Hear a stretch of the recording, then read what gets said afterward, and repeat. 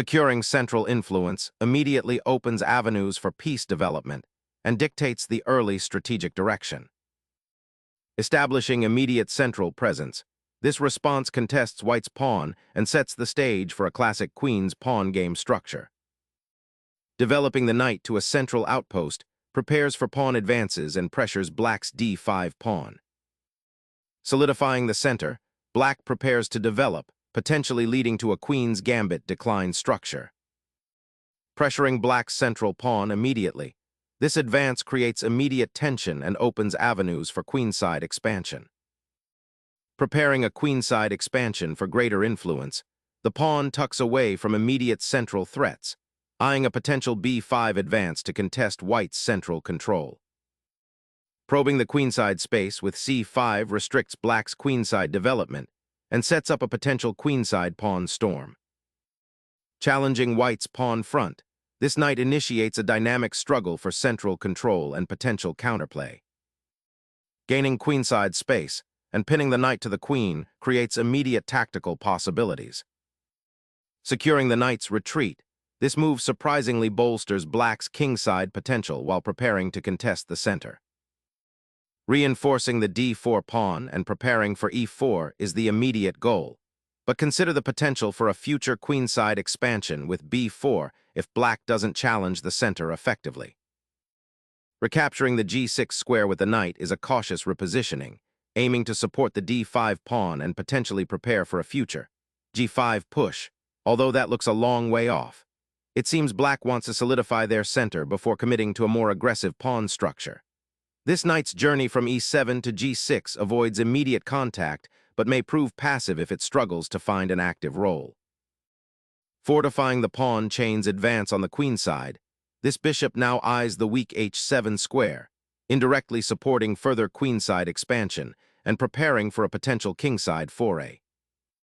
Boldly challenging the c5 pawn's advance, black seeks to undermine white's central foothold and create counterplay on the queenside, aiming to pry open the b-file for potential piece activity. Capturing the pawn dramatically alters the central pawn structure, opening the c-file and immediately creating dynamic imbalances.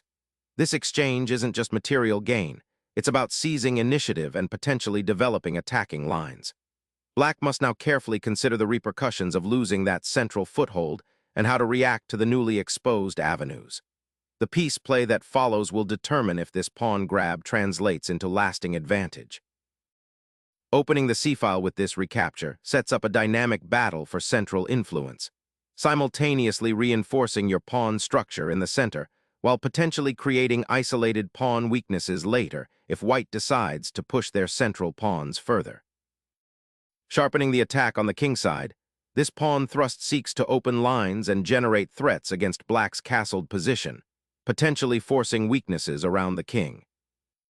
Black's bishop actively occupies a central diagonal, challenging white's advanced pawn structure and aiming to disrupt its coordination.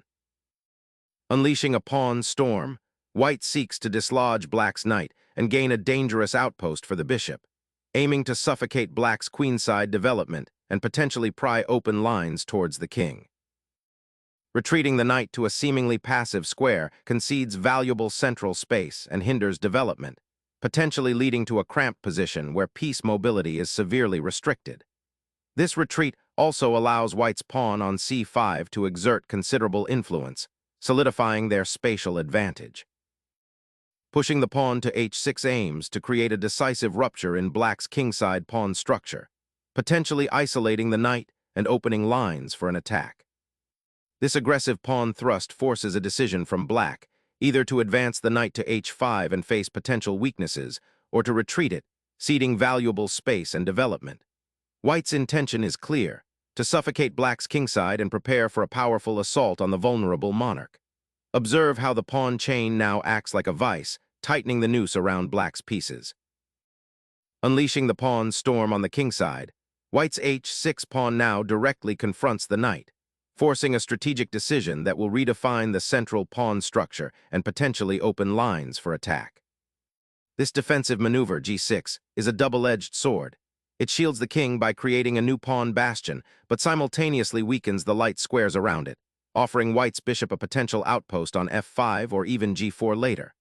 The pawn push also creates a vacuum on the f6 square, which white might exploit with further knight maneuvers. Black's king is now more confined, and the g-file could become a target if white can manage to open it. Consider the long-term implications of this pawn advancement on king's safety and the development of pieces on the queen side. Unleashing an aggressive bishop targeting the weakened dark squares around black's king, white seeks to pry open lines and disrupt black's fragile pawn shield. Bringing the king to safety now is a wise decision, untangling the monarch from the ever-increasing pressure on the king side, and opening a path for the rooks to potentially join the fray on the d-file or even the semi-open c-file after further maneuvering. Unleashing an aggressive bishop strike, white aims to pry open lines towards black's king side, forcing concessions and potentially creating weaknesses around the castled monarch. The initiative shifts as this diagonal invader targets key squares and disrupts black's developing harmony. Black sacrifices a pawn to disrupt white's central structure and gain vital queenside play. This creates a dynamic imbalance, aiming to exploit the open b-file and challenge white's pawn storm's momentum before it can fully materialize on the king side. Establishing central pawn presence is the immediate goal after this pawn push, aiming to solidify the pawn chain and prepare for potential central breakthroughs, while simultaneously reinforcing the bishop on g5 and subtly hinting at a future queen sortie to the queen side. Preparing to reposition the bishop to a more active diagonal while also anticipating potential pawn pushes on the queen side presents a sound positional goal. Strategically, placing the bishop here aims to bolster the kingside assault initiated by the pawn push, potentially creating a powerful battery on the g2a8 diagonal and pressuring black's nascent queenside expansion. The rook glides to the semi-open c-file, a proactive endeavor to contest control and exert pressure on white's queenside pawn structure, potentially targeting the c3 knight or the c2 square. Initiating a queenside expansion with a pawn thrust aims to disrupt black's burgeoning queenside structure and potentially exploit weaknesses created by the advancing pawns. Unleashing a daring pawn thrust, black seeks to fracture white's imposing pawn wall and seize newfound space on the queenside, aiming to destabilize the already congested position and prepare for an active counterplay. Unleashing the knight to a more dynamic central outpost, aiming to exert pressure on the d4 square and potentially support advances on the king side. Unleashing the queen towards the queen side, this placement immediately contests white's pawn thrust and aims to exploit the potential weaknesses on the a4-e8 diagonal, while simultaneously preparing to challenge the open c-file and potentially launch a counterattack against white's king, which, despite the current solidity, could become exposed if black manages to open lines. The knight's journey to c1 aims to reroute it, seeking a more active square, perhaps on d3 or even b3, to support the pawn storm developing on the queen side. Unlocking the c-file for pressure on white's queenside structure suddenly becomes black's primary objective, a strategic pivot that seeks to exploit the slightly awkward placement of white's rook on a1 and the pawns it might defend. Unveiling a hidden pawn lever, nb3 aims to dislodge black's rook from its commanding c-file post, simultaneously reinforcing the central structure and preparing for potential advances on the queen side, forcing black to reconsider their pawn chain dynamics. Chasing the opponent's knight away from its central perch, with this knight maneuver aims to disrupt white's queenside pressure and potentially open lines for black's pieces. An aggressive outpost emerges for the knight, directly challenging black's queenside structure and probing for weaknesses around the b4 pawn. Prying open the queenside with that knight aims to disrupt white's carefully constructed pawn barrier, creating potential weaknesses in the a4-b4 structure and opening lines for black's rooks. Unlocking the c-file immediately after black's pawn sacrifice on b4, this recapture forces a decision on the queenside and addresses the spatial encroachment of the white knight on c5. Black's recapture, dxc4, embraces the doubled pawns as a means to activate the bishop and potentially launch a queenside counterassault, leveraging the open c-file which now feels less imposing after white's sacrifice. This bold pawn structure offers excellent central control, even at the cost of its structural integrity, and aims to create dynamic play.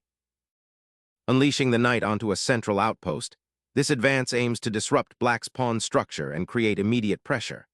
Observe how this knight now eyes vulnerable squares like d7 and f7, potentially forcing concessions or further awkward piece placements for black. The forward thrust also sets up future infiltration possibilities, perhaps preparing a follow-up like rc1 or even a daring kingside raid if the opportunity arises. Exchanging the bishop here releases the queenside pressure white was building, but it strategically opens the long diagonal for black's remaining bishop and offers a chance to activate the queen and pressure the b2 pawn.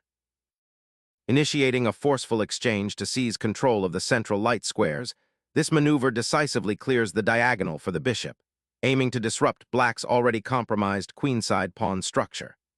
By eliminating the defender of the c4 pawn and opening lines towards the enemy king, white aims to exploit the positional weaknesses created by black's earlier pawn pushes. The bishop pair, momentarily surrendered, is compensated by the superior activity and potential for future pressure on key squares. Black's bishop retreats to a more protected square, seeking refuge from the pressure the white bishop exerted on the d6 square, while simultaneously reinforcing the c5 pawn's potential future advance. Seizing the initiative, white captures the rook, initiating a decisive material advantage that will likely reshape the endgame landscape. Accepting the bishop's sacrifice immediately repositions your forces, aiming to exploit the momentarily exposed white king and open lines for counterplay. The knight sacrifice initiates a fascinating positional pawn grab, aiming to dislodge black's king's defender and exploit the resulting weaknesses. The rook's redeployment to the 7th rank, while seemingly active, surrenders a vital outpost for white's knight and begins a cautious dance around the compromised pawn structure. Asserting dominance on the queenside, this pawn advance aims to restrict black's maneuvering room and potentially isolate the advanced b4 pawn, creating long-term structural weaknesses to exploit. Unlocking the c-file with the queen signifies a strategic pivot, aiming to exploit the newly opened diagonal and exert pressure on white's weakened queenside pawn structure. Focusing the queen on the kingside assault, this maneuver prepares to transfer greater firepower towards black's still exposed monarch. Unleashing the rook to the 5th rank is a bold assertion, aiming to disrupt white's queenside pawn structure and create immediate counterplay against the vulnerable white king. A bold maneuver to seize control of the critical open file, aiming to disrupt black's pieces and potentially initiate a decisive pawn breakthrough. Reclaiming the c-file is a sound idea, aiming to disrupt white's central control and potentially open lines for counterplay. However, this allows white to solidify their pawn structure and activate their remaining minor pieces. The queen's repositioning aims to support a potential kingside pawn push, but also brings it into a more active central role, potentially eyeing the c7 pawn or reinforcing the central square. Shattering the central pawn structure opens a Pandora's box of complications, immediately demanding precise calculation as the queenside skirmish escalates into a direct assault on white's king. Opening the central files with this pawn capture, white aims to exploit the immediate diagonal pressure on black's queen and king, while simultaneously disrupting black's pawn structure. Black's capture ignites a storm on the queenside, creating a passed pawn that, while currently hemmed in by white's bishop, represents a dangerous potential threat demanding constant vigilance. Seizing a pawn on the queenside with the queen looks appealing, but it abandons a critical central outpost and potentially exposes the queen to swift counterplay from black's centralized pieces, particularly the rook on c7. Consider the long-term impact of opening lines towards your own king when black's pieces are poised for action. The rook aggressively probes the queenside, aiming to disrupt white's centralized pieces and potentially create mating threats against the king if the queenside pawns are further weakened. Confronting the advanced c-pawn now becomes paramount, aiming to neutralize its disruptive potential before it becomes a greater nuisance. Unleashing the bishop onto the long diagonal creates immediate pressure on white's weakened queenside pawn structure, and aims to disrupt their coordination before the rook on a5 can be properly defended.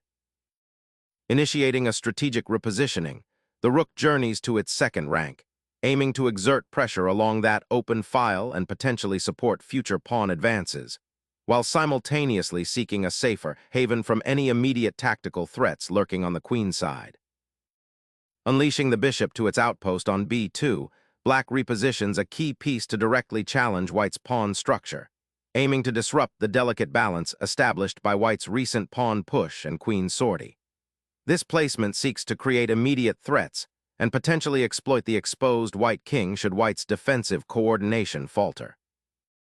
The monarch's premature journey towards the queen side initiates a daring, yet potentially perilous, adventure. A daring gamble to activate its presence in a sector of the board suddenly devoid of pawns. The passed c-pawn now dances forward, aiming to create chaos on the queen side and potentially sever the connection between white's rook and king. Solidifying the kingside pawn chain, this move sacrifices long-term pawn structure for immediate defensive solidity and an attempt to restrict black's bishop on b2. Unleashing the f-pawn in this moment aggressively challenges white's central pawn structure, aiming to disrupt the harmony of their pieces and potentially open new attacking avenues for black's rook and queen, injecting much-needed dynamism into the otherwise somewhat static position. Securing that open file offers a crucial territorial advantage, preventing black's rook from easily infiltrating and disrupting your pawn structure on the queen side while preparing for potential advances. Reorganizing the queen to the active central square aims to support the pawn chain and prepare for a potential push. Unleashing the queen, this bold maneuver injects immediate pressure along the c-file and targets the awkward placement of black's rook, potentially creating a decisive advantage in material or positional dominance if black doesn't react precisely. Initiating the king's journey toward greater safety and potential activity now becomes a priority, as the current position is fraught with tactical complexities. Unlocking the d-file opens a direct avenue towards black's king, transforming the queenside pawn structure into a potential liability for white. A desperate attempt to disrupt white's overwhelming material advantage by forcing a queen trade or creating a mating threat on the king side, though it ultimately seems unlikely to alter the inevitable outcome given white's pawn majority and active pieces. The queen's forced relocation to the edge of the board after a material exchange leaves the king exposed to a potential barrage of checks, demanding immediate attention to defensive formations and piece activation. The exchange of queens fundamentally alters the strategic landscape, ushering in an endgame where black's connected pawns on the queen side, though currently doubled, possess significant long-term potential for creating a passed threat if properly supported by their rook. Unlocking the e4 pawn finally liberates white's central pawn structure, aiming to gain more space and create potential outposts for its remaining pieces. Opening up the kingside with the pawn advance is a bold, yet perhaps necessary, decision to create counterplay in what has become a quite unusual position. The monarch bravely steps into the fray, aiming to activate for the looming pawn race and exert influence over the central squares as material dwindles. The Black King ventures into the fray, seeking an active role in this simplified structure, but this audacious positioning might expose it to unforeseen dangers amidst White's consolidating pieces. Pivoting the pawn to d5 thrusts a wedge deep into Black's pawn structure, aiming to disrupt the central cohesion and create attacking avenues. A bold pawn sacrifice to finally liberate the knight and activate the long-dormant kingside. Finally, a recapture that simplifies the pawn structure and aims to activate the rook. The pawn chain is shattered, opening a path for the rook to finally become an active piece, but it risks overextension. The pawn structure now presents a formidable barrier, with White's passed pawn poised to advance, creating significant pressure on Black's weakened king's side and potentially opening up decisive lines. Saddling the rook on the queen side now is a necessary defensive maneuver, aiming to create some breathing room for the isolated king and bolster the pawns. Targeting the isolated pawn with the rook opens lines of attack, but careful consideration of black's active bishop on a3 is paramount before committing further. Abandoning the rook and king-pawn for a moment's respite, the black king ventures into the open, seeking shelter behind the d-pawn and hoping to regroup in the ensuing exchange. Pushing the pawn forward creates a passed b-pawn, a potent weapon to exploit the weakened queenside pawn structure and potentially win the game. Relocating the monarch to the 5th rank signifies a desperate attempt to bolster the beleaguered kingside defense, but it comes at the cost of immense positional risk. Establishing a decisive passed pawn on the 7th rank, this advance locks down black's king's defense and prepares to escort the pawn to glory while simultaneously threatening the rook. The pawn chain has reached its most advanced point, creating a substantial barrier. This maneuver aims to solidify the 7th rank, potentially preparing for a future push or bolstering defenses. A patient approach is taken, reinforcing the existing structure rather than immediately seeking a breakthrough. The focus shifts to consolidating the position after a series of exchanges, finding a secure square for the rook. It seems black is content to reorganize the pieces, accepting a slightly passive stance for the moment. The king ventures out, a bold decision to engage in the pawn race, but it leaves the monarchs exposed and the position dangerously fluid. Reactivating the rook on the d-file establishes a new stronghold, poised to challenge white's pawn majority in the center and potentially disrupt the coordination of white's remaining pieces. Pushing the king into the thick of the action, an adventurous advance that disrupts black's pawn structure and aims to exploit the exposed king.